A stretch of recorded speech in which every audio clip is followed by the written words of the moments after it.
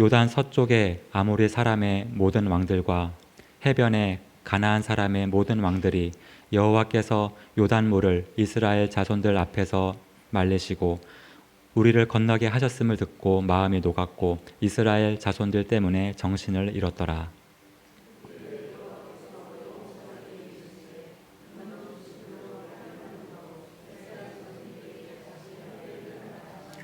여호수아가 부싯돌로 칼을 만들어 할례산에서 이스라엘 자손들에게 할례를 행하니라.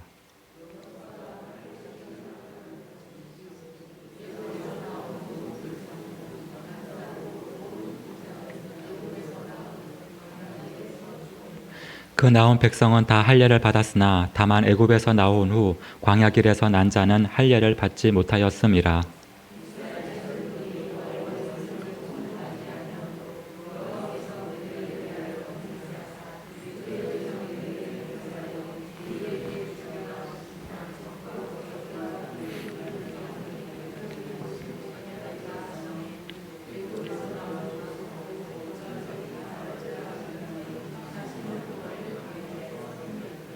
그들의 대를 잇게 하신 이 자손에게 여호수아가 할례를 행하였으니 길에서는 그들에게 할례를 행하지 못하였으므로 할례 없는 자가 되었음이더라.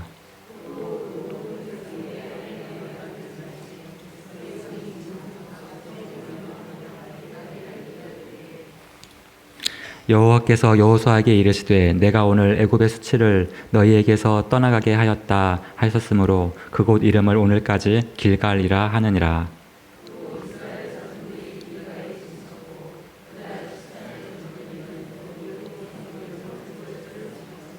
유월절 이튿날에 그 땅의 소산물을 먹되 그날에 무교병과 볶은 곡식을 먹었더라. 또 그 땅의 소산물을 먹은 다음 날에 만나가 그쳤으니 이스라엘 사람들이 다시는 만나를 얻지 못하였고 그 해에 가나안 땅의 소출을 먹었더라. 이는 하나님의 말씀입니다. 아멘. 네, 이스라엘 백성들은 출애굽하고 40년간 광야에서 생활을 했습니다. 그들이 애굽에서 밖으로 나올 때에는 이 부푼 꿈을 가지고 나갔지 광야에서 40년간 헤매려고 나온 것은 아니었습니다. 부푼 꿈은 노예에서 벗어나서 젖과 꿀이 흐르는 이 가나안 땅으로 들어가는 것이었습니다. 애굽에서 나와서 이 시나이 반도를 두루두루 돌아다니지 않고 이 지중해 해변길을 따라서 곧장 가나안 땅으로 갔다면 이렇게 40년이라는 세월은 걸리지 않았을 것입니다. 그러나 그들은 하나님의 약속, 축복에 대한 이 불신앙으로 징계를 받고 광야에서 40년의 생활을 보내었습니다. 그제서야 이제 때가 되어서 이제 약속의 땅 가나안으로 들어가게 되었습니다. 그때가 되어 가나안 땅에 들어가기 전에 그들은 모세의 지도 하에 요단강 동쪽 지역을 먼저 정복하였습니다. 그곳에서는 모세는 이제 죽어서 장례를 치르게 되었고 그 뒤를 이어 여호수아가 후계자가 되어 이스라엘을 이끌게 되었습니다. 여호수아는 그 옛날 애굽에서 나올 때 모세가 홍해를 가르고 건넌 것처럼 요단강을 가르더니 백성들을 가나안 땅으로 들어가게 하였습니다. 그래서 이스라엘 백성들은 이제서야 약속의 땅으로 그 땅으로 들어서게 되었습니다. 그들은 감격했을 것입니다. 그토록 꿈꾸던 땅, 하나님께서 너희에게 주시겠노라 한 그 땅에 들어섰으니 말입니다. 얼마나 좋을까요? 그 땅을 바라만 봐도 기분이 매우 좋았을 것입니다. 그런데 이제부터는 그들에게 과제가 또 있죠. 토착민들과 본격적인 싸움이 시작된다는 그런 사실이 있기 때문에 또 그 사실에 마음속 긴장을 또 하고 있습니다. 그렇게 이제 광야 40년을 마치고 때가 되어서 요단강을 가르고 평지처럼 건너서 왔는데 이제는 토착민들과의 싸움, 전쟁이 눈앞에 있는데 그 와중에 하나님께서 명령을 내리십니다. 바로 너희는 할례를 받으라는 겁니다. 이스라엘 모든 백성들에게 할례를 명하신 것입니다. 이 할례는 이 남자들에게만 행하는 성결 의식입니다. 백성들이 애굽에 있을 때에는 할례를 받았는데 그 이후에 출애굽 이후에 광야 생활을 하며 의식을 행하지 못했습니다. 왜냐하면은 어딘가에 정착하면서 살고 있지 않았기 때문에 늘 이곳에서 저곳으로 옮겨 다녀야 했기 때문에 그런 와중에 언제 적들이 우리를 공격할지 모르기 때문에 그 불안감으로 인해서 할례를 받을 수가 없었습니다. 그런데 이제는 이제 가나안 땅 들어와서 이 토착민들과 전쟁을 앞두고 있는데 하나님께서 할례를 받으라는 겁니다. 왜 하나님께서는 가나안 토착민과 이 전쟁을 앞두고 이스라엘 모든 남성들에게 할례를 받으라 이렇게 말씀하셨을까요? 말씀드린 대로 광야에서는 할례를 받을 수가 없었습니다. 근데 사실 또 생각해 보면은 왜 그 40년인데 그 기간 동안에 왜 할례를 또 받지 못했을까? 받으라고 한다면 여러분이 만약에 리더라고 한다면 뭐 일주일에 뭐 10명씩 받아라 뭐 이렇게 받을 사람이 있다면 뭐 일주일에 한 명씩이라도 이렇게 받으면은 아예 못 받을 것도 아니었는데 그렇게도 생각해 볼 수 있는데 또 광야 생활이고 내가 어딘가에 정착하는 것이 아니니까 또 어디서 적들이 나타나서 내 가족을 해를 가할지 모르기 때문에 나가 싸워야 하니까 또 할례 의식을 행하지 않은 것 그것도 또 이해가 됩니다. 그래서 이스라엘 민족도 이 부분에 대해서는 너무나 잘 알고 있었어요. 아주 오래전에 야곱의 딸 디나가 이 히위 족장 하몰의 아들 세겜에게 성폭행을 당했습니다. 그래서 당하니까 이제 어떻게 했습니까? 바로 싸웠습니까? 분하니까? 아니었어요. 그 족속과 이 거짓 화친을 맺습니다. 화친인데 거짓 화친이에요. 그래서 이 하몰의 집안 모든 남자가 너희가 다 할례를 받으면 너희가 사돈지간이 된다. 이렇게 말을 했어요. 그러니까 이 족속이 그 말을 듣고 이 남성들이 다 할례를 받은 겁니다. 그때 이제 할례를 받고 나서 이 이스라엘 이제 민족이 이 거짓 화친을 맺었으니까 이 계략이었잖아요. 꾀였잖아요. 그 다음에 그 족속을 찾아가서 모두 몰살했습니다. 그래서 이 가나안 땅 이제 이스라엘 민족이 들어가서 전쟁을 치러야 되는데 이 상황에서 할례를 받는다는 것은 매우 매우 위험한 일입니다. 그들이 우리가 요단강 건너온 거 다 알고 있는데 그 적들이 먼저 우리를 쳐들어오면 어떻게 하겠어요? 우리는 다 할례 받아서 좀 누워 있는데 싸울 수가 없는데. 오늘 말씀 제목이 길갈에서 점점점입니다.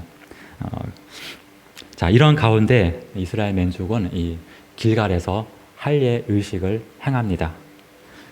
이 일은 하나님에 대한 이 절대적 믿음, 절대적인 신뢰 이것을 가지고 있었기 때문에 이 세상을 창조하신 모든 것이 하나님의 손에 있음을 확고히 믿고 있었기 때문에 가능한 일이었습니다. 그들은 앞서서 여호수아 4장에서 법궤를 앞세우고 요단강을 가르고 가나안 땅으로 건너오는 사건이 기록되어 있는데 물론 이 요단강을 가르는 여호수아를 바라볼 때 그 옛날 홍해를 가르던 이 모세의 모습을 그 여호수아의 모습에서 보았을 것입니다. 그런데 그것뿐이겠어요? 단순히 요단강 가르고 건너왔다. 평지처럼 건너왔다. 그것뿐이겠어요? 아니에요. 이 사건들로 인해서 5장 1절에 보면은 그 적들이 마음이 녹았다고 합니다.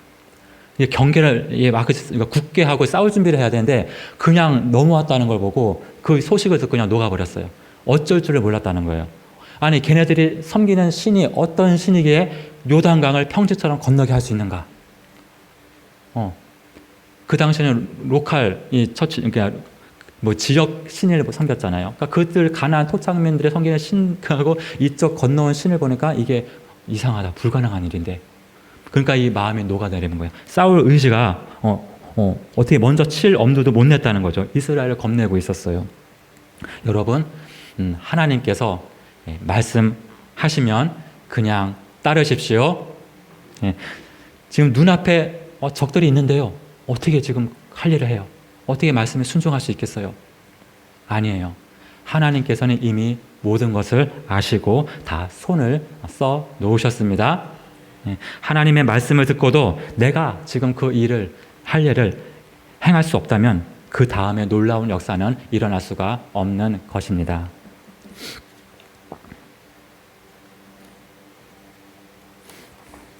구절 말씀 한번 볼까요? 9절입니다. 제가 읽겠습니다. 여호와께서 여호수아에게 이르시되 내가 오늘 애굽의 수치를 너희에게서 떠나가게 하였다 하셨으므로 그 곳 이름을 오늘까지 길갈이라 하느니라. 아멘. 예, 광야 40년 동안 사는 게 바빠서 애굽에서의 그 수치를 떨쳐버리지 못했습니다. 계속 이동하는 바람에 늘 마음에 그 껄끄러운 죄 있음에도 그냥 그렇게 늘 살아왔습니다. 그러나 이제 하나님께서 약속의 땅 가나안에 들이시고는 말씀하십니다. 그동안 마음에 느끼던 것, 짐스럽게 여기던 것, 찝찝한 것, 저 큰 세상 애굽을 바라면서 이건 아닌데 했던 모든 것들을 이제는 다 떠나내 버려야 합니다. 내 안에 있는 애굽에 있던 것들, 내 안에 그 모든 죄악들을 이제는 제거해야 하는 것입니다. 그 할례가 부끄럽고 고통스럽다 할지라도 이스라엘 민족이 그 상황 속에서 할례를 받은 것처럼 우리의 죄가 아무리 부끄럽고 고통스럽다 할지라도 우리 예수 그리스도의 이름으로 하나님께 고하면 분명히 사해 줄 줄을 믿고 앞으로 나아갑시다. 그렇게 하면 무슨 일이 일어나겠습니까? 적들 앞에서 할례를 행하고 무방비 상태가 되었어도 하나님께서는 적들을 모두 묶어 두셨습니다. 그들은 할례를 행한 후에 가나안 땅으로 진격해 들어가기 시작합니다. 오늘 말씀 제목이 다시 한번 길갈에서 점점점입니다. 여러분의 삶 속에 길갈이 있었습니까? 근래에 길갈이 생겼습니까?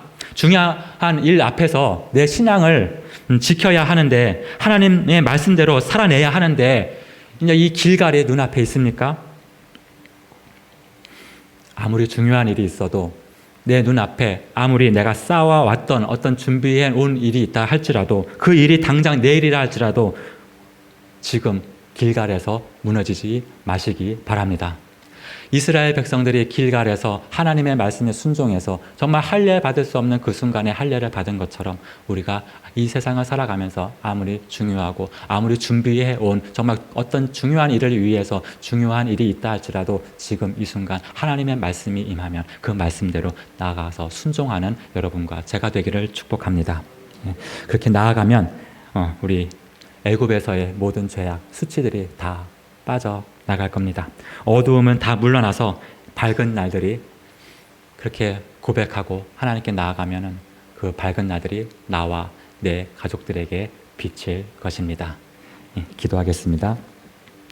사랑과 은혜가 풍성하신 하나님 아버지, 이제는 다시는 길갈에서 말씀을 들을 때 바로 즉시 하나님 말씀에 순종하여서 그 예비된 예수님 안에서의 밝은 미래를 살아내는 우리 모든 성도들 되게 하여 주시옵소서. 우리 주 예수 그리스도 이름으로 기도드립니다. 아멘.